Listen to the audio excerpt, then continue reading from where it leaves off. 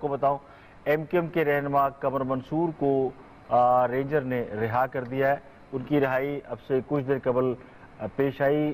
قمر منصور کو 22 جولائی کو گرفتار کیا گیا تھا اور رینجر نے ان کا 90 روزہ ریمانڈ حاصل کر رکھا تھا، لیکن ان کی حالت ایسی ہے، جسمانی حالت وہ تسلی بخش نہیں تھی اور ان کا میڈیکلی ٹریٹمنٹ بڑا ضروری ہے، جس کی وجہ سے رینجر نے آج کورٹ کو یہ بتا کے کہ جی ان سے تفتیش مکمل ہو گئی ہے تو ان کو رہا کر دیا ہے اور رہائی سے متعلق رپورٹ بھی کورٹ میں جمع کرا دی گئی ہے. ایم کیو ایم کے رہنما قمر منصور کو رہا کر دیا گیا. رپورٹ میں کہا گیا کہ قمر منصور بیمار ہیں اور انسانی ہمدردی کی بنیاد پر ان کو رہا کیا جا رہا ہے. احتجاج پورے ملک میں مختلف معاملات پر جاری ہے، لیکن سب سے بڑا احتجاج ہو رہا ہے لاہور سمیت ملک کے دیگر شہروں میں. وہ کر رہے ہیں تاجر.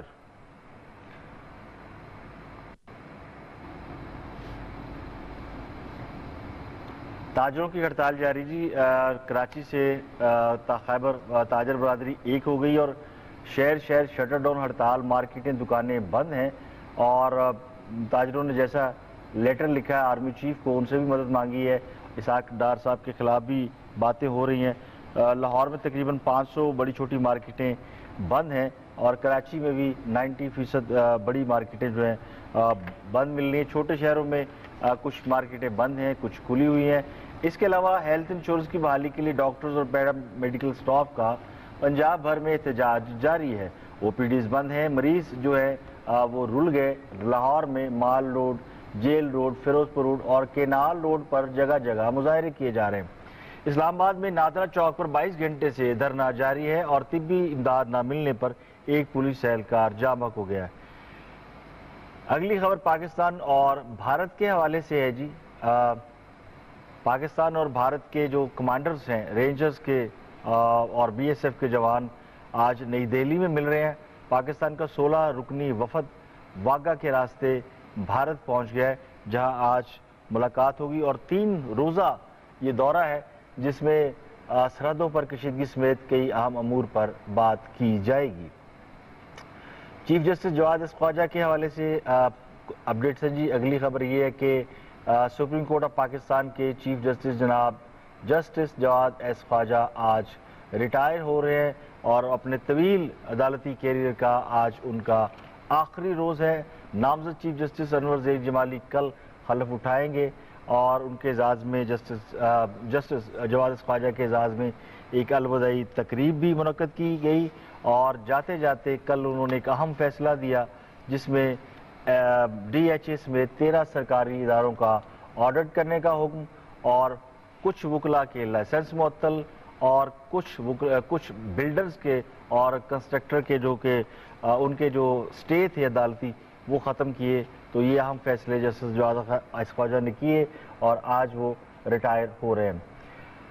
اس کے علاوہ پولیٹیکل کچھ خبریں جی. 7 جماعتیں ایک ساتھ بیٹھیں لیکن حکومت کے خلاف گرینڈ لائنز کا فیصلہ نہ ہو سکا اور پنجاب میں جو آئندہ بلدیاتی انتخابات ہو رہے ہیں اس میں سیٹ ایڈجسٹمنٹ کر کے مشترکہ امیدوار میدان میں لایا تو جائے گا اور لاہور میں آگے ہیں بلال بھٹو اور وہ سارے معاملات کو دیکھیں گے. لیکن پی ٹی آئی اس 7 جماعتی اتحاد کا حصہ اب نہیں نظر آتی. پی ٹی آئی کے استعفوں کا بھی معاملہ چل رہا ہے اور وزیر اعظم نواز شریف یہ کورٹ میں کیس ہے جس پہ prime minister opposition leader Khurshid Shah, Imran Khan سمیت کئی افراد کو عدالت نے نوٹس جاری کر دیے. جسٹس انور ظہیر جمالی جو کل سے چیف جسٹس ہو جائیں گے، انہوں نے یہ کہا کہ سیاسی معاملات عدالت سے باہر کیوں حل نہیں کیے جاتے، نواز شریف صاحب کی زیر کیے جاتے. اس کے علاوہ ایک اہم اجلاس کل ہونے جا رہا ہے. ایپیکس کمیٹی کا اجلاس ہے، نواز شریف صاحب صدارت کریں گے. مسلح افواج کے سربراہان اور تمام ایپیکس کمیٹی کے ممبران شریک ہوں گے. قومی action plan, operation Zarb Azb اور کرپشن کے خلاف وفاقی اداروں کی کارروائیوں اور دہشت گردی کے خلاف کارروائیوں پر بات ہوگی. لیکن پیپلز پارٹی اس اجلاس میں احتجاج کرے گی. کس بات پر کرے گی وہ پروگرام میں آگے چل کے اس کا ذکر کرتے ہیں. لاہور پولیس نے کارروائی کر کے انڈونیشیا میں بم دھماکے کرنے والے ایک ماسٹر مائنڈ کو گرفتار کر لیا ہے. ان کا نام علی ہے یہ ماسٹر مائنڈ کا نائب تھا۔ یہ بلوچستان اور کراچی میں 200 افراد کے قتل کا ان پر الزام ہے، اور یہ تقریباً 5 لوگ گرفتار ہوئے ہیں، جن میں انڈونیشیا کے پالی بم دھماکوں میں ملوث ایک صاحب ہیں، ان کو گرفتار کیا گیا ہے۔ یہ کچھ اہم چیزیں، کچھ اہم خبریں آپ کے ساتھ ہم نے شیئر کی۔ اس کے علاوہ کراچی میں اب سے کچھ دیر قبل ایک فائرنگ کا واقعہ پیش آیا ہے، اور سینئر صحافی آفتاب عالم کو فائرنگ کر کے ہلاک کر دیا گیا ہے۔ صحافیوں پر حملے شروع ہو گئے۔ کل بھی ایک نجی چینل پر فائرنگ ہوئی، اور نجی چینل کی وین پر، اور ایک ڈی ایس این جی کے انجینئرز ان کی موت ہو گئی، اور آج ابھی کچھ دیر قبل سینئر صحافی آفتاب عالم کو نارتھ کراچی میں فائرنگ کر کے ہلاک کر دیا گیا۔ یہ ایک دلخراش واقعہ جو اب آپ کے ساتھ شیئر کر رہے ہیں۔ نارتھ کراچی میں ایک سینئر صحافی کو فائرنگ کر کے ہلاک کر دیا گیا ہے۔ آفتاب عالم بہت سینئر جرنلسٹ ہیں، کراچی میں بڑے نون صحافی ہیں، ان کی ڈیتھ ہو گئی ہے۔ یہ فائرنگ نارتھ کراچی 11C میں ہوئی ہے، جہاں آفتاب عالم کو فائرنگ کا نشانہ بنایا گیا۔ گزشتہ روز بھی ایک کراچی کے علاقے بہادر آباد میں ایک نجی چینل کی وین پر حملہ کیا گیا، اور ایک ٹیکنیشین سیٹلائٹ انجینئر ان کی ڈیتھ ہوئی، اور آج ایک اور صحافی کو قتل کر دیا گیا۔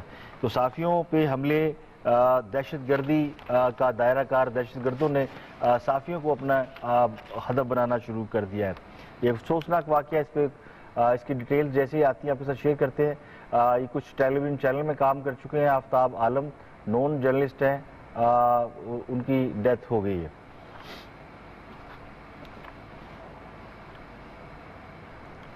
ٹھیک ہے جی، آج گفتگو کریں گے ہم ود ہولڈنگ ٹیکس کے اوپر، ڈاکٹروں کی ہڑتال کے اوپر، صحافیوں پر حملے کے حوالے سے۔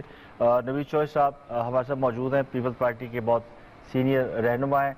کچھ دیر میں ڈاکٹر سلیمان شاہ صاحب بھی ہمیں جوائن کریں گے، اور ہم چلیں گے ان مقامات پر جو کہ آج ہڑتال کا نشانہ بنے ہوئے ہیں، یعنی ہاسپٹلز یا وہ روڈ جہاں پیرامیڈیکل سٹاف اور ڈاکٹر ہیں، اور وہ تاجر جو آج دکانیں بند کر کے کرکٹ میچ کھیلنے میں مصروف ہیں۔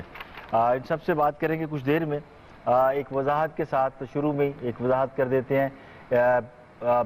پیپل پارٹی کے کو چیئرمین آصف علی زرداری کے پیر اعجاز شاہ کے حوالے سے ایک خبر ہم نے چلائی تھی کہ انہوں نے کچھ وظائف اور کچھ مشورے اپنے مرید جناب آصف علی زرداری کو دیے۔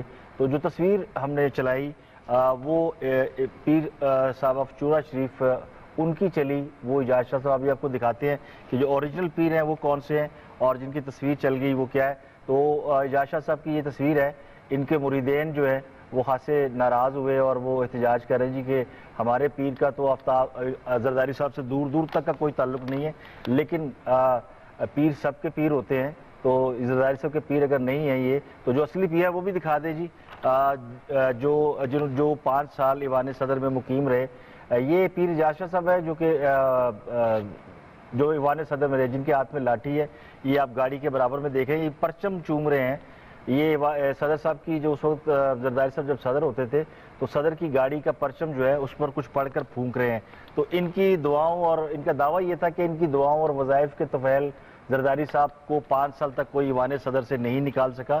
تو پیر کی جو کرامت ہے وہ اپنے دیکھ لیے، لیکن ان لوگوں سے معذرت کے ساتھ کہ جن کا اس حوالے سے دل جو ہے دکھا اور تکلیف پہنچی کہ کسی اور کی تصویر چل گئی۔ یہ پیر صاحب آف چورا شریف ہے جو کہ گجرانوالہ میں مقیم ہے، اور وانیہ والا شاید کوئی جگہ ہے جہاں پہ اپنے مریدین کے ساتھ یاد الہی میں مصروف رہتے ہیں۔ تو آگے بڑھتے ہیں جی، کچھ خبریں ڈاکٹر صاحب یہ تشریف لے آئے، تھوڑی دیر میں ہمیں جوائن کریں گے، لیکن میں آپ کو خبر شیئر کر دوں کہ ود ہولڈنگ ٹیکس کے حوالے سے بڑا آج پورے ملک میں ایک کیفیت ایسی ہے کہ جی تنازع حل نہیں ہو سکا۔ بینکوں کی ٹرانزیکشن پر 0.3% ود ہولڈنگ ٹیکس کے نفاذ کے خلاف آج تاجر ملک بھر میں ہڑتال کر رہے ہیں۔ حکومت نے ٹیکس ادا نہ کرنے والوں اور نان فائلرز کو ٹیکس نیٹ میں لانے کے لیے بینکوں سے ٹرانزیکشن پر 6% ود ہولڈنگ ٹیکس عائد کیا تھا، جسے تاجروں کے احتجاج کے بعد 30 ستمبر تک کے لیے 30% کر دیا گیا۔ 0.3% کر دیا گیا اور 1 اکتوبر سے ٹیکس کی شرح کو دوبارہ 0.6% پر لے جایا جا رہا ہے۔ اس کے خلاف تاجروں نے کافی کالز دیں، کافی جگہوں پہ پہلے تاجر آپس میں بٹے رہے، 2 حصوں میں لڑے، اب انہوں نے یکجا ہو کر ہڑتال کی کال دی ہے۔ تو یہ تیسری بڑی کال ہے جس کے تحت آج لاہور، کراچی، پشاور، کوئٹہ اور ملک کے دیگر چھوٹے بڑے شہروں میں ہڑتال ہے۔ بڑی مارکیٹیں تو مکمل بند ہیں، چھوٹی موٹی جو مارکیٹیں اور وہ دکانیں وغیرہ کھلی ہوئی ہیں۔ تاجروں کا یہ کہنا ہے کہ ود ہولڈنگ ٹیکس تو 0.3% کیا 0.0% بھی قبول نہیں ہے۔ دوسری طرف ایف بی آر نے بینکوں سے 50,000 سے زائد ٹرانزیکشن کرنے والے افراد کا 2 ماہ کا ریکارڈ طلب کر لیا ہے۔ ریکارڈ سے ٹیکس فائلرز اور نان فائلر کا پتہ لگایا جائے گا اور یہ بھی معلوم کیا جائے گا کہ رقم منی لانڈرنگ یا کسی اور غیر قانونی سرگرمی کے لیے تو استعمال نہیں کی گئی۔ دوسری طرف ایک آل پاکستانی انجمن تاجران جو کہ اس ہڑتال کی کال دینے والی، انہوں نے ود ہولڈنگ ٹیکس کے لیے کل خط لکھا آرمی چیف کو، اور یہ خط کے متن میں یہ لکھا کہ آرمی چیف بینک ٹرانزیکشن پر ٹیکس ختم کروائیں، مدد کریں تاجروں کی۔ اگر ہڑتال کے باوجود حکومت نے لچک نہ دکھائی تو پھر معاملہ جو ہے وہ ان کے دائرہ اختیار سے باہر نکل جائے گا اور احتجاج کا دائرہ جو ہے وہ بڑھ جائے گا اور تاجر ہو سکتا ہے سلامت جائے اور دھرنا بھی دے۔ یہ مختصر سی ایک بریفنگ کے بعد اس پہ بات کرتے ہیں۔ ڈاکٹر صاحب ویلکم ٹو پاور لنچ۔ یہ مسئلہ پہلے بھی ڈسکس ہوا، آج بھی ہو رہا ہے، کسی طرف سے کوئی لچک نظر نہیں آتی، نہ تاجر ٹیکس ادا کرنے کو تیار ہے نہ حکومت وڈرا کرنے کو تیار ہے۔ What is solution?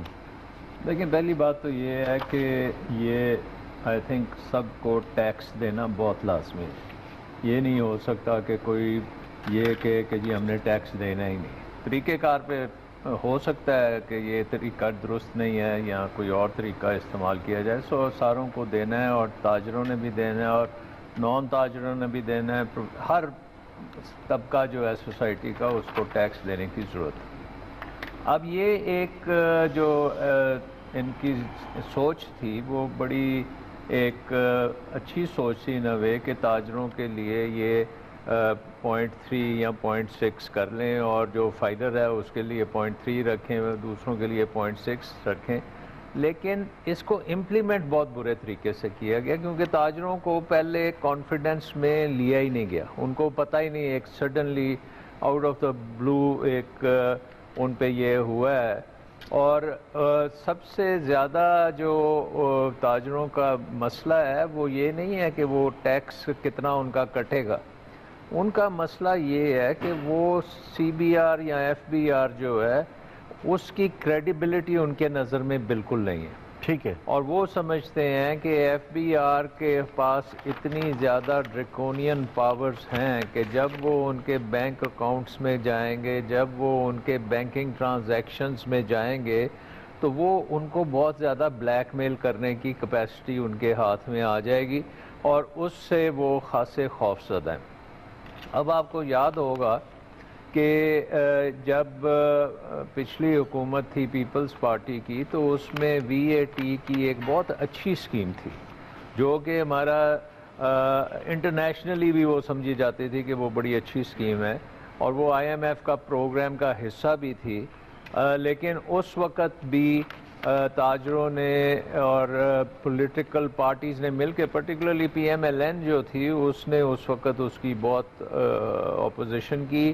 We A T کو آپ کو فارغ کرنا پڑا، پھر وہ آر جی ایس ٹی آ گیا۔ پہلے انہوں نے مخالفت کی، آج حکومت خود ٹیکس لگانے پہ آئی ہے تو اس وقت آپ اس کا نتیجہ دیکھیں نا کہ وہ جب وہ وی اے ٹی نہ لگ سکا اس کی وجہ سے آئی ایم ایف کا پروگرام جو ہے وہ ڈی ریل ہو گیا اور اکانومی جو تھوڑی سی بہتری کی طرف جا رہی تھی وہ بالکل گر گئی اور الٹیمیٹلی حکومت الیکشنز بھی ہار گئی۔ ٹھیک ہے، اب یہ جو ہے وہ کہتے ہیں نا شو از آن دا ادر فٹ، اب حکومت جو ہے وہ تاجروں کے ساتھ اسی طرح الجھی ہوئی ہے اور اب پولیٹیکل پارٹیز جو ہیں وہ اب حکومت کو ٹف ٹائم دینے کے لیے وہ تاجروں کو سپورٹ کر رہی ہیں. وہ تمام جماعتیں جو کہ پہلے تاجروں پہ ٹیکس لگانے کے حق میں تھی آج ان کے ساتھ کھڑی ہو گئی ہیں. سو اس میں آئی تھنک کہ حکومت کی جو غلطی تھی، اینڈ ہو سکتا ہے کہ پچھلی حکومت کی بھی یہ غلطی ہو کہ جب وہ وی اے ٹی لگا تو وہ پراپر کنسلٹیشن جو کرنی چاہیے تھی وہ نہیں کی. سو اس کو ایک بائی پارٹیزن ہونا چاہیے ٹیکس کے نظام کو، اور اس میں یہ ہونا چاہیے کہ آپ ایف بی آر کی ریفارمز کریں گے. ایف بی آر میں جو کرپشن ہے یا جو ایسا ایلیمنٹ ہے جو کہ اسٹیٹ کے ریسورسز پہ قابض ہوا ہے اور وہ کلیکٹ نہیں کر پا رہے، ان کے سسٹمز، ان کے ٹیکس ریٹس، ان کے پروسیجرز، وہ تمام چیزوں کو آپ ریفارم کریں گے.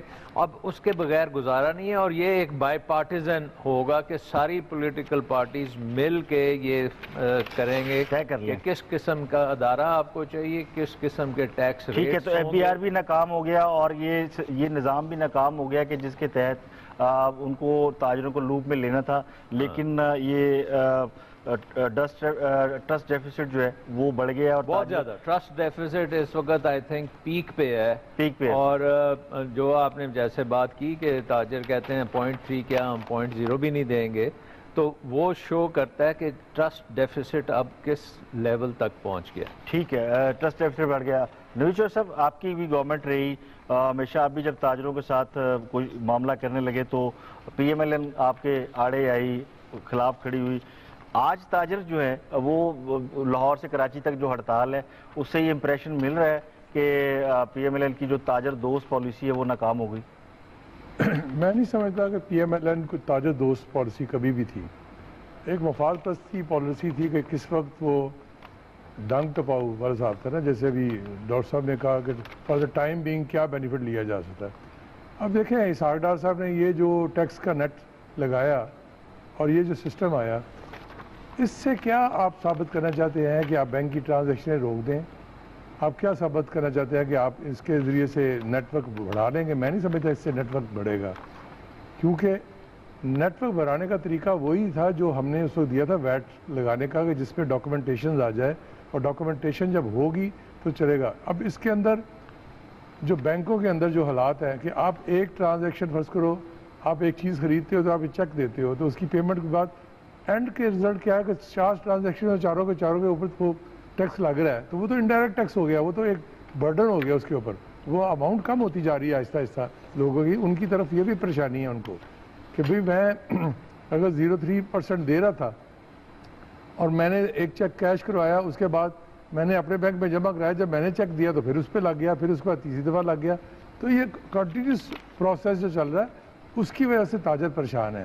ٹھیک ہے، تاجر بھی پریشان ہے، ڈاکٹر بھی پریشان ہے، والدین پریشان ہیں، کسانوں کی بھی ہڑتال ہوئی، نرسیں بھی سڑکوں پر ہیں.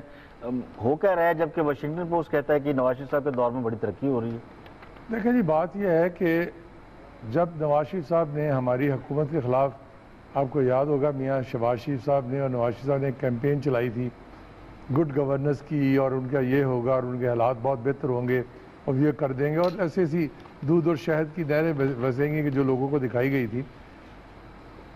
ان کی توقعات پہ، عوام کی توقعات پہ پورا نہیں اترے، کیونکہ ان کی پرائرٹیز ہی چینج ہو گئی. جب وہ آئے تو ان کی پرائرٹیز یہ ہے کہ مجھے ٹرین بنانی ہے، مجھے میٹرو بس سروس چلانی ہے، مجھے موٹر وے بنانی ہے.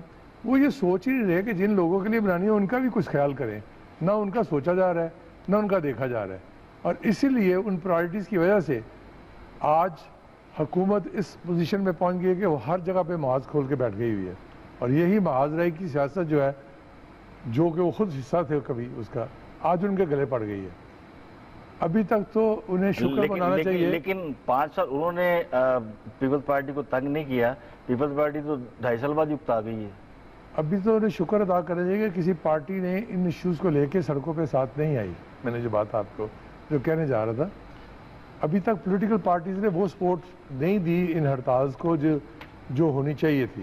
ٹھیک ہے، لیکن اب حالات جیسے کسانوں کے بگڑ رہے ہیں، تو اب حالات اس طرح پہ جا رہے ہیں کہ تمام پولیٹیکل پارٹیز بھی ان کے ساتھ جانے کو تیار بیٹھی ہیں، کیونکہ وہ سمجھتی ہیں کہ جو حکومت ہے اس کی کان پہ جوں نہیں رینگ رہی تو کم از کم جو اس چیز کا خیال تو کریں نا. دیکھیں نا ابھی آپ نے اسی ہڑتال کی بات کی جو تاجروں کی, یہ تیسری ہڑتال ہے.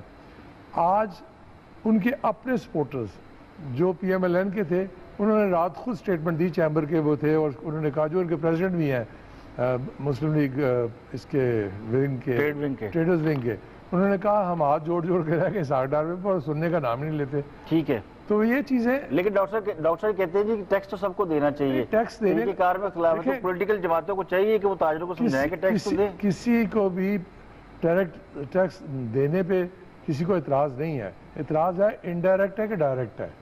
بات یہ ہے کہ آپ ڈائریکٹ کار کی مخالفت کرتے ہیں, ڈائریکٹ ٹیکسز لگائیں, اگر کوئی نہیں دیتا اسے, وہ ایف بی آر کی ناکامی ہے یا جس کی ناکامی ہے اس کو پکڑا جائے نا, نہ کہ ان کے لوگوں کو پکڑا جائے جو بیچارے.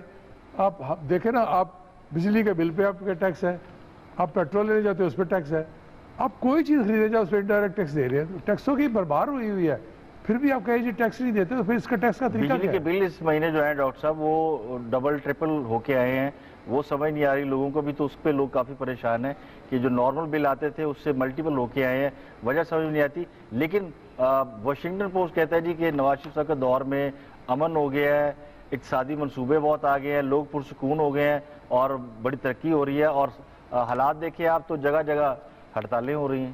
لیکن پہلی بات تو یہ ہے کہ اس وقت پاکستان کا جو ایگریکلچر سیکٹر ہے وہ بہت زیادہ پریشر میں آ چکا ہے, کیونکہ فارمر جو ہے اس کی رائس میں اس نے لاس کیا ہے, اس کی شوگر کین میں بھی اس کے پیسے ابھی تک پوری طریقے سے نہیں اس کو مل پا رہے.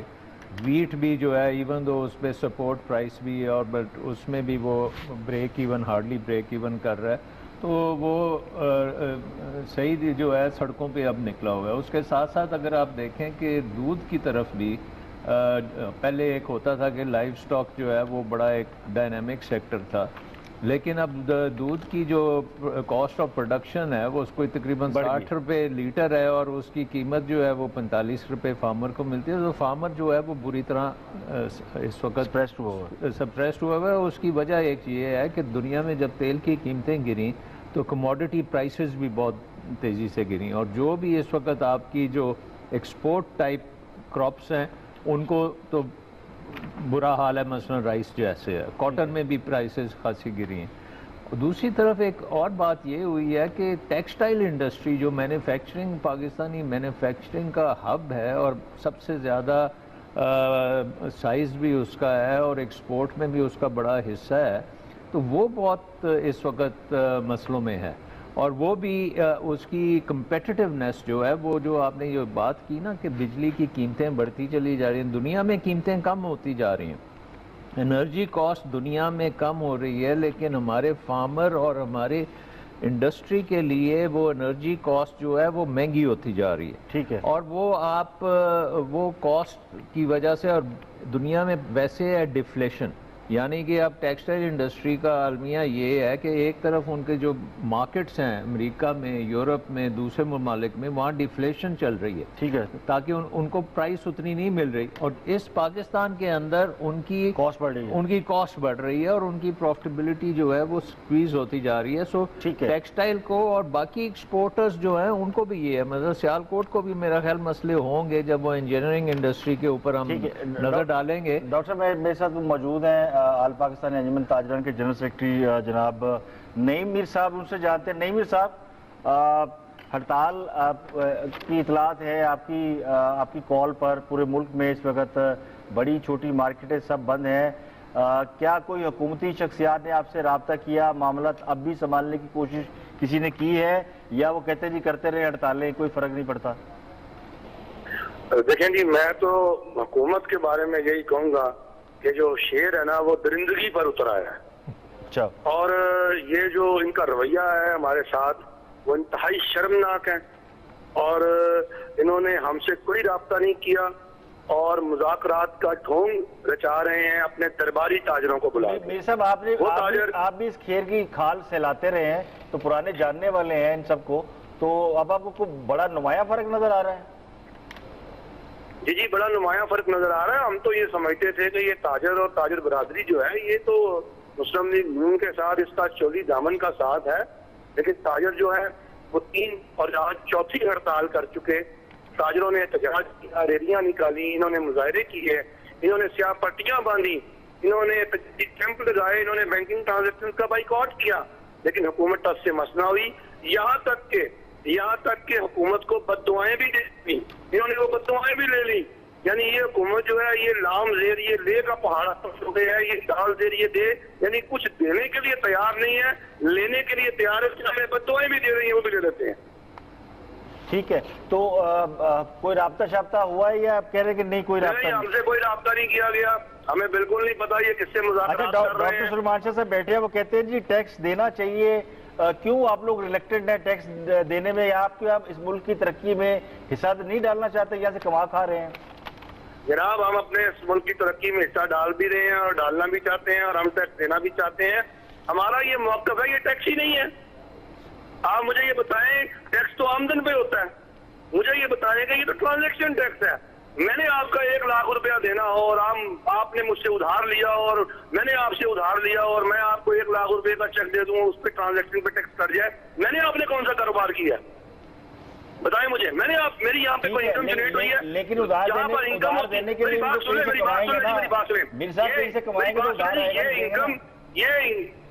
میری بات سنیں, جہاں انکم ہوگی وہاں ٹیکس ہوگا. یہ انکم کو ڈٹرمن تو کریں. ہم تو ان کو کہتے ہیں کہ آپ جتنے کے ہمارے ساتھ سروے کریں, آپ ہمارے ساتھ چلیں, FBR کے نمائندے اپنے ٹھنڈے کمروں سے محنت کریں, اور جو لوگ ٹیکس نہیں دیتے ان کو ٹیکس میں لائیں. ہم آپ کے ساتھ ہیں, ہم مدد میں آپ کو کریں گے, ہم آپ کے ساتھ مل کر اس ملک کی ترقی میں. آپ کے ذہن میں کیا تجاویز ہے میر صاحب, آپ کیا تجاویز حکومت سے, کیا آپشن دینا چاہتے ہیں حکومت کو کہ وہ آپ کے ساتھ ہم سمجھتے ہیں کہ سیلز ٹیکس اور انکم ٹیکس کے قوانین جو ہیں بہت زیادہ جو ہے وہ پرابلم ہمیں ہو رہی ہے. ان قوانین پر عمل درآمد کروانا انتہائی مشکل ہے. سب سے پہلے تم کے ساتھ بیٹھ کر ان دونوں قوانین کو, سیلز ٹیکس کا جو اپنا ایکٹ ہے اور انکم ٹیکس آرڈیننس ہے, اس میں بنیادی تبدیلیاں ہمارے ساتھ بیٹھ کر لائیں اور اس کو پارلیمنٹ سے منظور کروائیں. نمبر 2 ٹھیک ہے, نمبر 2 جو ہے وہ ہمیں یہ بتائیں کہ جو ہماری انڈاکومنٹڈ منی ہے اس کو ڈاکومنٹڈ کیسے کیا جائے گا, اس کا آسان اور واضح طریقہ کار مرتب کریں, جسے اکاؤنٹ ریگولرائزیشن اسکیم کا نام ہم نے دیا ہوا ہے. آپ دیکھیں جب تک یہ ہمارے بنیادی ایشوز ہیں یہ اگر آپ حل نہیں کریں گے تو آپ مجھے بتائیں کہ ہم کیسے اپنا نان فائلرز کو فائلر بنا سکتے ہیں. ہر نان فائلر ٹیکس چور نہیں ہے, آپ اس بات کو مانیں. ٹیکس چور اور ہوتے ہیں, نان فائلر اور ہوتے ہیں. اچھا یہ دیکھیں, یہ آپ نے جو آرمی چیف کو خط لکھا ہے اس میں کیا لکھا ہے, اور اتنا انتہائی قدم آپ سیدھے فوج سے مدد مانگنے چل پڑے ہیں, ایسا کیا ہو گیا؟ دیکھیں جی, یہ آرمی کو خط لکھا گیا ہے, نہیں لکھا جانا چاہیے تھا, بری بات ہے. بالکل ہمیں وزیر اعظم جناب نواز شریف صاحب سے ہی مطالبہ کرنا چاہیے تھا. لیکن آپ مجھے بتائیں کہ نہ مرتا میں تو کیا کرتا. آپ مجھے بتائیں کہ اس نہج پر, اس جگہ پر ہمیں لایا کون, یہاں تک صورتحال کو کس نے پہنچایا؟ ہماری کسی بات پر انہوں نے میرے ساتھ رہے ہیں, آپ میرے ساتھ رہے ہیں. ایک بات بتائیے قاضی صاحب, جب شیر درندگی پر اتر آئے تو پھر جو نہتے لوگ ہوتے ہیں وہ بندوق والا بلاتے ہیں, اس کا مقابلہ نہیں کر سکتے. ٹھیک ہے, آپ میرے ساتھ رہیے. ڈاکٹر صاحب, میر صاحب کی آپ نے باتیں سنی, وہ خاصی دلی گرفتہ ہے. وہ کہتے ہیں جی کہ مرتا کیا نہ کرتا, چوائس کوئی نہیں ہے, حکومت رابطہ نہیں کر رہی, تو کیا کریں گے تاجر؟ آپ کے پاس کوئی آپشن ہے, کوئی صلاح مشورہ ہے, ان کو بتائیں. دیکھیں, پہلی بات تو یہ ہے کہ ہمارے وقت میں جب یوسف عبداللہ صاحب چیئرمین تھے FBR کے, تو تقریباً 18 لاکھ ٹیکس فائلرز تھے. آج وہ تعداد 8 لاکھ ہو گئی ہے. سو یہ ایک بہت ڈینجرس اور نیگیٹو ٹرینڈ ہے, اور یہ آپ دنیا کو یہ نہیں دکھا سکتے کہ آپ کے ملک میں کوئی ٹیکس ہی نہیں دیتا. اس لیے یہ سارے انڈائریکٹ ٹیکسز جو ابھی بات ہو رہی تھی کہ انڈائریکٹ ٹیکسز کی بھرمار ہو گئی ہے, وہ وجہ یہ ہے کہ جو ٹیکس پیئر ہے وہ تو نیٹ سے باہر ہی نکلتا چلا جا رہا ہے. تو اس لیے یہ جو اسکیم بنی تھی کہ یہ ٹیکس نیٹ میں کم از کم ٹریڈرز کو لے کے آئیں گے. اب حکومت کا کام تھا کہ ٹریڈرز کے ساتھ بیٹھ کے اس کو ڈیوائز کرتے, ان کی بھی بات سنتے. یہ جو باتیں کر رہے ہیں کہ ہم دینے کو تیار ہیں, ہم ڈاکیومنٹیشن کے لیے تیار ہیں, یہ قانون میں یہ چیزیں ہیں, تو وہ سننی چاہیے. آئی مین ٹیکس پیئر کو جب آپ کانفیڈنس میں نہیں لیں گے تو یہی حال ہوگا جو اس وقت ہو رہا ہے. اور آپ کو یہ بھی اندازہ ہونا چاہیے کہ تاجروں نے جو بینکوں کی ٹرانزیکشنز اتنی کم کر دی ہیں, اور ہنڈی کا کاروبار جو ہے وہ بڑھتا چلا جا رہا ہے, آف دا بکس کام سارا ہو رہا ہے, تو آپ کیا تو یہ بینکنگ سسٹم جو ہے وہ بھی ایک سٹینڈ سٹل پہ آ جائے گا، اور نو بڈی وانٹس کہ یہ چیز ہو۔ 800 ارب کا فگر آ رہا ہے جی کہ 800 ارب روپے بینکوں میں نہیں جا سکے اس سارے پروسیس کی وجہ سے، تو ایک بڑا لاس ہے۔ بہت بڑا لاس ہے، بہت بڑا لاس ہے۔ ٹرانزیکشنز کم ہو گئی ہیں نیچرلی۔ یہ جو اگر آپ ایک ایسا ٹیکس لگائیں گے جس پہ ہر ٹرانزیکشن پہ ملٹیپل سٹیپس پہ ٹیکس لگتا چلا جائے گا تو وہ ٹرانزیکشن سولوشن کیا ڈاکٹر صاحب ایک لائن کا، تاکہ میر صاحب سولوشن یہ ہے کہ اس وقت تاجر بیٹھیں،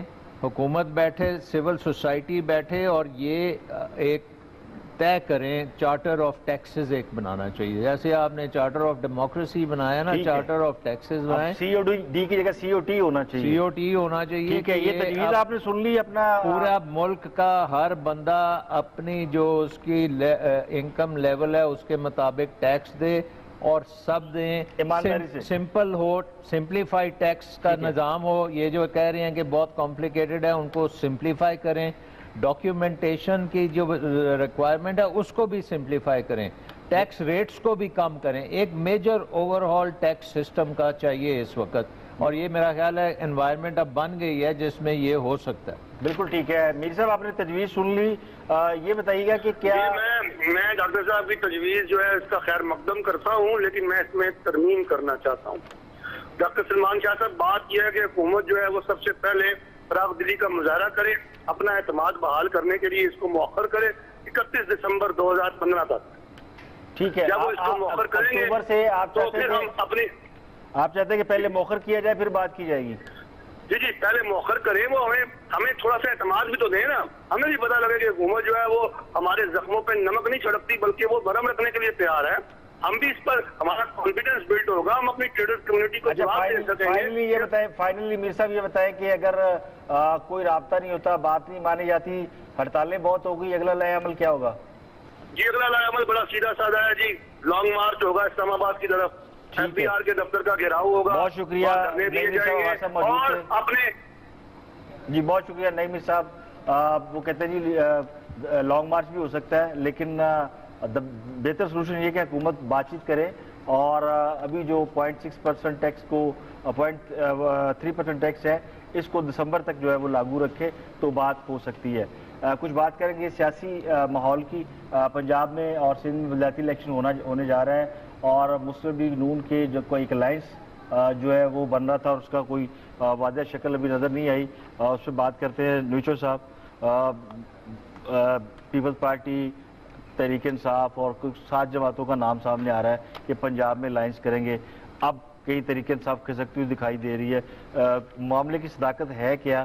کلیئرٹی ذرا دیکھیں، پہلی بات یہ ہے کہ یہ الائنس نہیں تھا، یہ سیٹ ایڈجسٹمنٹ کی بات ہوئی تھی۔ الائنس تو بہت پری میچور ہے یہ بات کہنی، اس لیے کہ الائنس آئے گا اس وقت جب آپ فائنل جو میئر کا کینڈیڈیٹ ہوگا اس کے اوپر آپ کا الائنس ہو سکتا ہے کہ وہاں تمام پارٹیاں بیٹھ کے ایک اپنا متفقہ کینڈیڈیٹ لے آئیں حکومت کے خلاف، تو وہ تو الائنس کی توقع ہے ہماری۔ سیٹ ایڈجسٹمنٹ تو الائنس ہی ہوگا نا کہ جی میرا نہیں آپ کا آ جائے گا، آپ کا ان کا آ جائے گا۔ سیٹ ایڈجسٹمنٹ ماضی میں بھی ہم نے جو 2001 کے الیکشن ہوئے آپ تھے سے کی تھی آپ نے؟ نہیں، اس وقت ہماری جو تھی اس وقت ہم پی ایم ایل این اور جماعت اسلامی اور پیپلز پارٹی کا مشترکہ کینڈیڈیٹ تھا لاہور کا میئر جو ناظم کا الیکشن جنہیں لڑا تھا۔ آپ سندھ میں بھی سیٹ ایڈجسٹمنٹ کرنے کو تیار ہیں یا صرف پنجاب میں؟ نہیں، سیٹ ایڈجسٹمنٹ ہر جگہ ہوگی جہاں بھی وہ، اور یہ اختیارات ہم نے ڈسٹرکٹ کو دیا اپنے کو۔ ٹھیک ہے، کل بہت بڑی پریس کانفرنس کی ہے حکومتی عہدیداران نے، اور انہوں نے کہا جی یہ 7 جماعتیں مل گئی ہیں اور یہ ہمیں 9 ستاروں کا اتحاد وہ یاد آ رہا ہے، اور نواز شریف صاحب کا اسٹیٹمنٹ بھی سامنے آیا ہے جو زرداری صاحب کے حوالے سے کہ جی مجھے ان کے بیان سے بڑا دکھ ہو رہا ہے۔ پہلی بات تو یہ ہے کہ کہاں سے پیدا ہو گئی؟ دو باتیں آپ نے کی ہیں، ایک تو کی ہے پریس کانفرنس، جو وہ پریس کانفرنس کر رہے ہیں، پہلی بات تو یہ ہے کہ ان کی اپنی کریڈیبلٹی ہے نہیں۔ وہ دانیال عزیز صاحب، وہ کل تک ڈاکٹر سلمان شاہ صاحب کے ساتھ بیٹھ کے وہ ہر وقت گن گایا کرتے تھے، آج پتہ نہیں ادھر آگے وہ اپنے زیادہ خوبصورتی دکھانے کے چکر میں ہیں، نہ ان کے پاس دلائل ہیں، نہ ان کی گفتگو میں کوئی ایسی بات ہے، نہ کوئی ایسا الائنس اس ٹائپ پہ بن رہا ہے۔ الائنس تو تب ہونا کوئی ایک سمبل پہ ہم الیکشن لڑنے جا رہے ہو تو پھر الائنس کی بات ہو سکتی ہے، تو ایک سمبل تو نہیں ہے کیونکہ پارٹی پہ سلیکشن ہے نا، یہ تو ایک سمبل کی بات تو نہیں کی گئی، اس سے الائنس تو نہیں ہے۔ آپ کہتے ہیں جی اپنے انتخابی نشان کے تحت جس کا جو ووٹ بینک ہے اس حساب سے وہ سیٹ ایڈجسٹمنٹ ذیلی تنظیموں کو اختیار دیا یہ ایک حکمت عملی ہے. یہ حکمت عملی لیکن جو امپریشن گورنمنٹ کی جانب سے آ رہا ہے وہ کہ جی گھبراہٹ کا شکار ہے, گرینڈ الائنس ہو گیا, وہ گھبراہٹ کا شکار ہے. ان کو فکر لاحق ہوئی ہے کہ یہ ہمارے خلاف جو کچھ ہو رہا ہے, کیونکہ ماضی میں وہ خود بھی اسی کا حصہ رہے ہیں, تو ابھی انہیں پتہ ہے کہ کیا حالات جا رہے ہیں.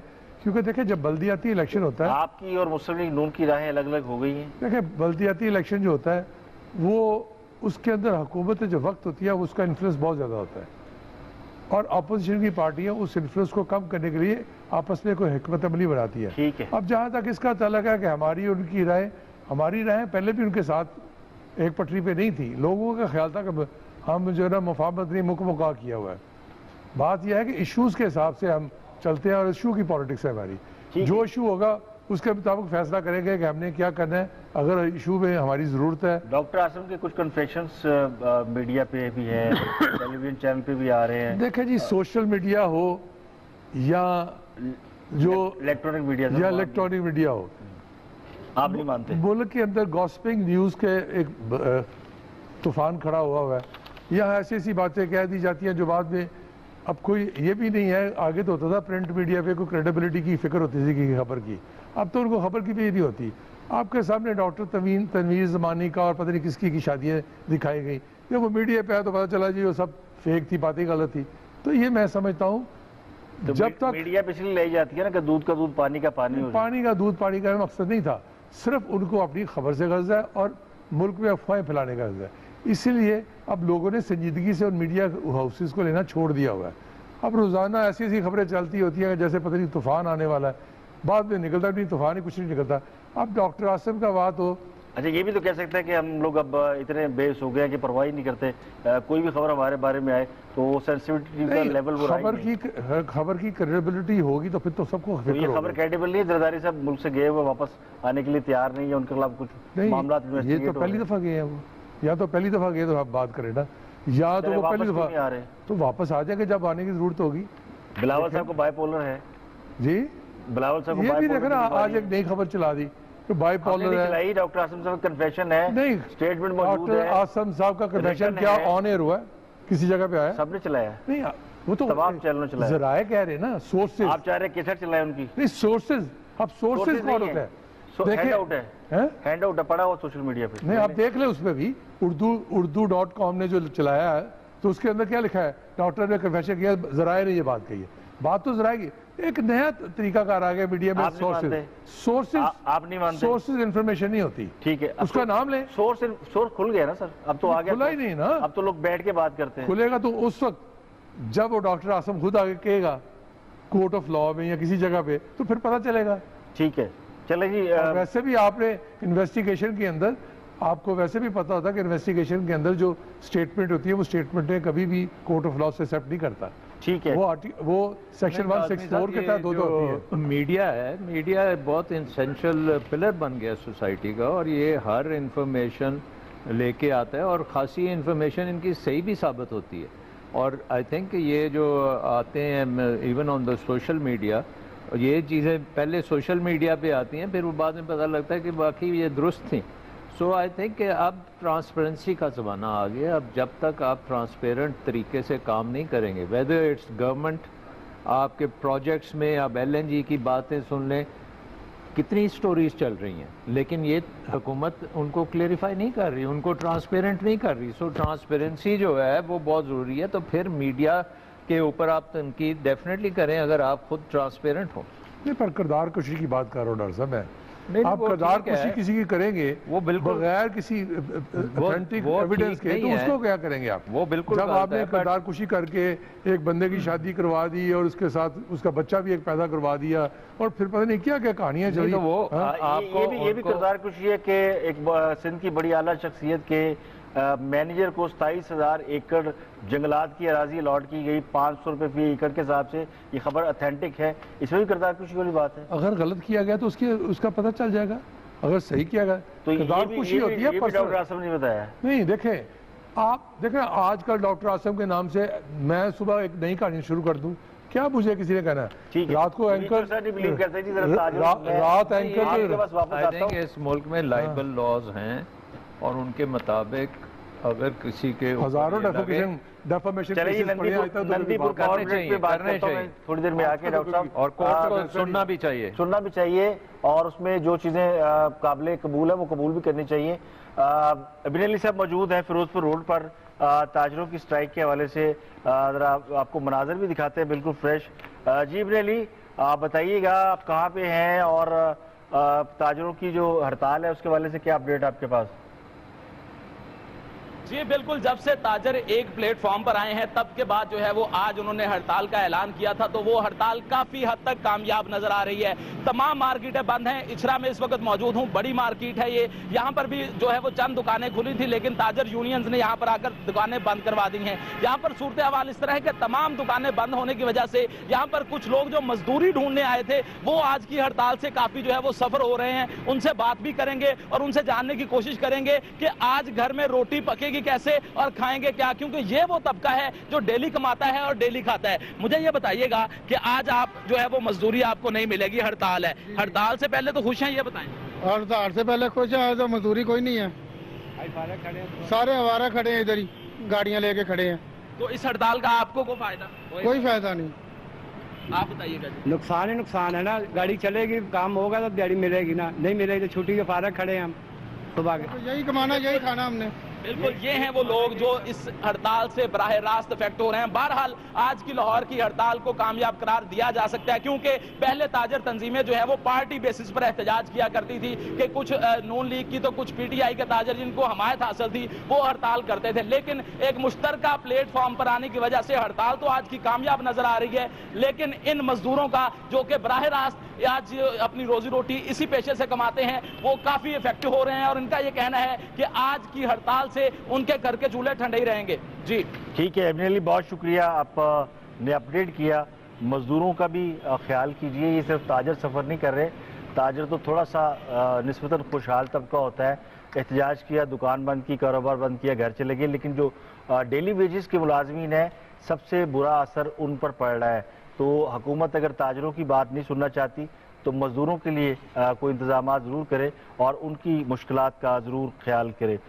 کچھ آگے بڑھتے ہیں جی، پاکستان اور بھارت کے سرحدی کمانڈر آج ملاقات کر رہے ہیں نئی دہلی میں، آج سے ملاقات شروع ہوگی۔ پاکستان کی طرف سے وفد جو ہے وہ واگا کے راستے نئی دہلی چلا گیا ہے، 16 رکنی وفد ہے اور D G region Punjab major general Umar Farooq Burki اس کی قیادت کر رہے ہیں اور I G B S F سے ملاقات کریں گے، اور ملاقات میں سرحدوں پر جاری کشیدگی، بی ایس ایف کی فائرنگ، انٹرنیشنل باؤنڈری پر سیکیورٹی صورتحال اور انتظامی امور جیسے معاملات بھی سامنے آئیں گے، اس پہ بات چیت ہوگی۔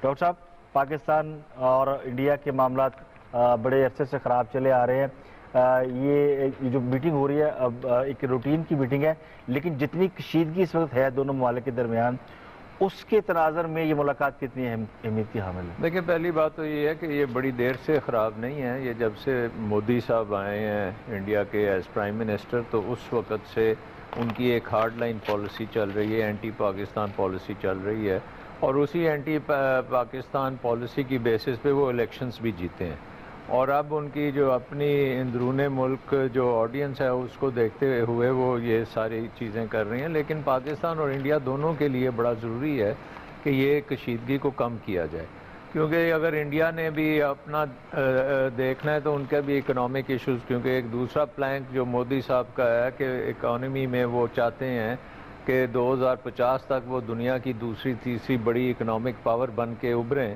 تو اس کے لیے بہت ضروری ہے کہ پاکستان کے ساتھ ان کا امن ہونا بڑا ضروری ہے۔ دوسری طرف پاکستان میں بھی جو اگر ہم نے اکنامک ڈیولپمنٹ اپنی آئیڈیا کے خلاف کام کر رہے ہیں کہ گروتھ لینے کی بجائے پاکستان کے ساتھ ان کا ایک سپلٹ پرسنالٹی ہے، ان کی آر ایس ایس کی جو بیک گراؤنڈ ہے جس میں اینٹی پاکستان کا خاصا دخل ہے، اور اس کی وجہ سے کیونکہ وہ الیکشنز بھی جیتے ہیں تو وہ کارڈ اینٹی پاکستان کارڈ وہ کھیلتے رہتے ہیں، لیکن لانگ رن میں وہ کھیل نہیں سکتے، کیونکہ اگر یہ زیادہ آگے چلے گی کشیدگی تو انڈیا کی اپنی اکنامک ڈیولپمنٹ رک جائے گی، انڈیا میں بے شمار جو فورن انویسٹمنٹ آتی ہے وہ بھی واپس ہونی شروع ہو جائے گی، اور نقصان ان کو زیادہ ہوگا بنسبت پاکستان کے، کیونکہ پاکستان میں تو آلریڈی ہم ایک اسٹیٹ آف وار میں ہیں، ہم اپنی اندرون ملک ایکسٹریمزم ٹیررزم کو ٹیکل کر رہے ہیں، تو وہ آپریشن ضرب عزم ماشاءاللہ سے صحیح سمت میں جا رہی ہے. تو الٹیمیٹلی پاکستان کو بھی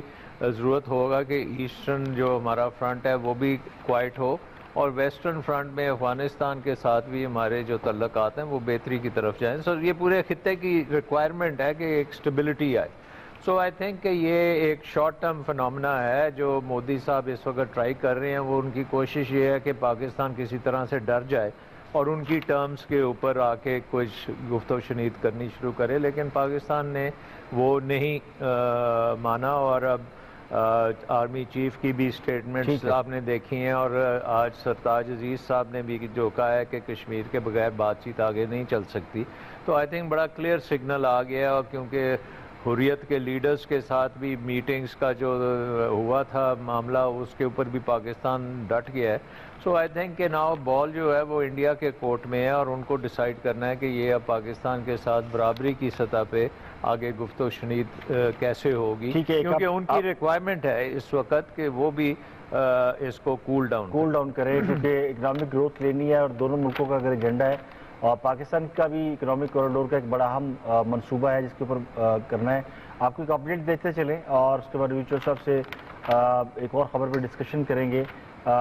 ایک اجلاس ہو رہا ہے جی, اعلیٰ سطحی اجلاس ہے کمانڈ اینڈ کنٹرول اتھارٹی کا, جس کی صدارت کر رہے ہیں نواز شریف صاحب, اور nuclear command and control authority کو ہیڈ کر رہے ہیں, اور آپریشن ضرب عزب کا تفصیلی جائزہ لیا جا رہا ہے. پرائم منسٹر کی زیر صدارت ایک اجلاس ہو رہا ہے اسلام آباد میں. ایک اجلاس کل بھی ہونا ہے, ایپیکس کمیٹیوں کا بڑا ہائی پروفائل اجلاس ہے, جس میں اب تک کی تمام جو کارکردگی ہے آپریشن ضرب عزب اور کراچی آپریشن اور دیگر جو معاملات ہیں ان کے اوپر بات ہوگی. لیکن اب جو اجلاس اس وقت جاری ہے اس میں پاک فوج کی جو قربانیاں ہیں اور آپریشن ضرب عزب ہے اس کے اوپر بات کی جا رہی ہے, اور حکومت کی طرف سے انہیں خراج عقیدت پیش کیا جا رہا ہے. واپس آتے ہیں جی نوید چوہے صاحب, دو تین چیزیں بڑی اہم ہیں. ایک تو سندھ کا اوورال سینیریو بڑا اہم ہے. سندھ کا اجلاس سندھ میں نہیں ہو رہا, آپ کی پارٹی کو دبئی میں جانا پڑ رہا ہے اجلاس. ایسی کیا مجبوری ہے کہ سندھ کی حکومت اپنا جو اعلیٰ سطحی اجلاس ہے وہ سندھ میں منعقد نہیں کر پاتی؟ وہ اعلیٰ سطح اجلاس تو نہیں تھا, یہ پارٹی کا ایک اجلاس تھا. وہ تو پہلے بھی دبئی میں ہوتا رہا ہے, آج کو پہلی دفعہ تو نہیں ہو رہا, پہلے بھی بہت دفعہ دبئی میں ہوتا رہا. تو دبئی کو پاکستان کا حصہ ڈکلیئر کر دیا گیا. دیکھیں یہ کہنا گیا پاکستان کا حصہ کر دے, یہاں آ کے اگر یہاں آ کے بلاول کو اجلاس کر رہے ہیں تو اس پہ بھی کرٹیسزم ہوتا ہے کہ یہ جی ہمیں کیوں نہیں رسائی دی گئی, ہمیں کوئی نہیں پوچھا گیا. بعض چیزیں ایسی ہوتی ہیں جس کے اوپر آپ نے فوری کوئی ایکشن کرنا ہے تو اس کے حساب سے آپ نے ڈسکس کرنا ہے. میں سمجھتا ہوں یہ لیم ایکسکیوزز ہے کہ اس کا اس کا کر دیا, کل کو لنڈن کا حصہ کر دیا جائے, کل کو کسی اور چیزوں کا حصہ جائے. پارٹی کے معاملات ہے, پارٹی دبئی میں بھی موجود ہے, پارٹی لنڈن میں بھی پارٹی ماشاءاللہ اتنی خود کفیل ہے کہ اپنے تمام لوگوں کو آنے جانے کا خرچہ دیتی ہے, ٹکٹ دیتی ہے کہ آئیں لندن بیٹھ کے اجلاس کرتے ہیں. پبلک منی سے تو پیسے نہیں استعمال ہو رہے ہیں, ذاتی پیسے آپ جو پوزیشن کلیئر کر دوں کہ پبلک منی سے کوئی پیسہ نہیں اس کا. تو وزراء کے پاس کافی پیسے ہیں. نہیں, یہ وزراء نارملی وزراء نہیں, خالی نہیں ہے, وہ فیوڈلسٹ بھی ہیں, اس کے اندر دوسرے بھی ہیں. تو اس کے لیے وہ یہ کہنا کہ وہ جیب سے نہیں ہے. اس سے پہلے جب ہمارے جیسے درمیانہ درجے کے لوگ جاتے ہیں ریپرزینٹ کرنے کے لیے, ابھی بھی قمر زمان کارا وغیرہ گئے ہوئے سارے, ان کے علاوہ جو پارٹی آرگنائزیشن میں سب گئے ہوئے ہیں. ٹھیک ہے. تو لیکن بلاول صاحب آئے ہیں, آپ کی جماعت لاہور سے پنجاب میں, بلاول صاحب پنجاب میں بیٹھیں گے, یہاں سے بیٹھ کے بلدیاتی الیکشن کو مانیٹر کریں گے؟ نہیں, وہ مانیٹر کرنے نہیں آئے. دیکھیں بات یہ ہے کہ وہ پہلے آئے تھے اسلام آباد, اس کے بعد اسلام آباد انہوں نے میٹنگیں کی, تو اس کے بعد جو جنوبی پنجاب کے لوگ تھے ان کے ساتھ انہوں نے ذرا مشکل ہو رہا تھا. اسلام آباد انہوں نے لاہور آ کے بیٹھ گئے, ان کے ساتھ آرگنائزیشن جو سٹرکچر ہے اس کے ڈسکشن ہو رہی ہے, لوکل باڈیز کی رپورٹیں لے رہے ہیں, اور دوسری چیزیں جو بھی آرگنائزیشنل میٹر ہیں ان پہ ڈسکشن ہو رہی ہے. 3 دن کا ان کا ہیٹ ہوا اس پہ, شاید آگے وہ ایکسٹینڈ کر کے لاہور کا اور پنجاب کی باتیں بھی, یہ جو سینٹرل پنجاب ہے اس کی بھی میٹنگیں ہو جائیں. لیکن یہ وہ آئے تھے اس لیے تاکہ وہ جو چیزیں یہاں ایک ابہام تھا کہ جی وہ شاید لاہور آ نہیں رہے, وہ سندھ میں بیٹھے رہیں گے, یہ بھی ایک کرٹیسزم شروع ہوا تھا کہ وہ سندھ میں بیٹھ رہے ہیں, انہوں نے اب سندھ کی پارٹی ہو گئی ہے, یہاں آتی نہیں. لوگ ایکسپیکٹ کرتے ہیں کہ اگر بلاول بھٹو اس وقت پیپل پارٹی کی قیادت سنبھال رہے ہیں تو کم از کم اپنا لیڈنگ فرام فرنٹ کچھ ایسا رول تو پلے کریں کہ جس میں نظر آئے کہ بلاول بھٹو کہیں ایگزسٹ کرتے ہیں. نہ کوئی ابھی چیلنجز ہیں, نہ کوئی ابھی اس ٹائپ کی باتیں ہیں کہ کل کو الیکشن آنے والا ہے, کوئی جنرل الیکشن آنا ہے. بلدیاتی الیکشن تو آ گیا سر. بلدیاتی الیکشن کی آپ کو حیثیت بھی پتہ ہے, مجھے بھی حیثیت پتہ ہے. تو آپ کی بلدیاتی ہوتا کیا ہے, میری بات سنیں, پہلے صرف بات تو سن لیں نا. بلدیاتی الیکشن آپ بازی کے جتنے مرضی اٹھا کے دیکھ لیں, پارٹی بیس ہو یا نان پارٹی بیس ہو, لوگوں نے ٹکٹیں لے کے ہی الیکشن لڑا ہے آج تک جتنی غیر جماعتی انتخابات بھی ہوئے ہیں. لیکن اس کے بعد جو حکومت وقت ہوتی ہے وہ اس کی گود میں بیٹھنا پڑتا ہے, ان کو جا کے اپنے کام نکالنے کے لیے, ورنہ کام ہی نہیں نکلتے. تو اس کے اسٹرکچرل چینجز چاہیے, اس کے اندر بنیادی چیزیں چاہیے, اس کے اندر رولز میں چینجز آئیں گے تو تب جا کے یہ بتائیں, یہ چلے آپ بلدیاتی الیکشن کو نہیں مانتے, اطلاعات ہیں کہ پیپلز پارٹی اپنے پارٹی سٹرکچر میں کوئی تبدیلیاں لا رہی ہیں, کوئی اطلاع درست ہے؟ ہاں بالکل, اس پہ ہوم ورک ہو رہا ہے اور انشاءاللہ جلد اس کا رزلٹ آئیں گے آپ کو. ٹھیک ہے جی, تبدیلیاں ہو رہی ہیں جی. یہ کچھ عام خبریں تھیں. اس کے علاوہ ڈاکٹروں نے بھی ہڑتال کی, پیرامیڈیکل اسٹاف کی. وہ ہم نے آپ کو بتایا کہ وہ بھی لاہور سمیت کئی شہروں میں ڈاکٹرز نے او پی ڈیز بند کر رکھی ہیں اور سڑکوں پر سراپے احتجاج کیے. چیف جسٹس جوادت خواجہ کے حوالے سے چلتے چلتے کہ ان کی آج ریٹائرمنٹ ہے. کل انہوں نے ایک بڑا اہم فیصلہ دیا جس میں انہوں نے ڈی ایچ اے سمیت 13 سرکاری اداروں کا آڈٹ کرنے کا حکم دیا, جن میں نیشنل بینک, پاک چائنا انویسٹمنٹ, ایس سی سی پی, وا نوبل کمپنی, او پی ایف کے ویلفیئر ٹرسٹ اور فنڈز, ان کی کے آڈٹ کرنے کا حکم دیا. اس پر کل انشاءاللہ بات کریں گے. یہ بڑے اہم ادارے تھے اور ان اداروں کے اندر کیا ہو رہا تھا اور آڈٹ کے بعد اس کے نتائج کیا نکلنے والے ہیں. اور اس کے علاوہ کوئی ناردرن کیس کو کل کورٹ نے بحال کیا, ان کے حوالے سے بھی کچھ خبریں ہیں کہ کیوں ان کے خلاف جو ہے وہ نیب تحقیق و تفتیش کر رہے ہیں اور کس کے منظور نظر ہے, اس پہ بھی کل کے پروگرام میں بات کریں گے. اجازت دیجیے, اللہ حافظ.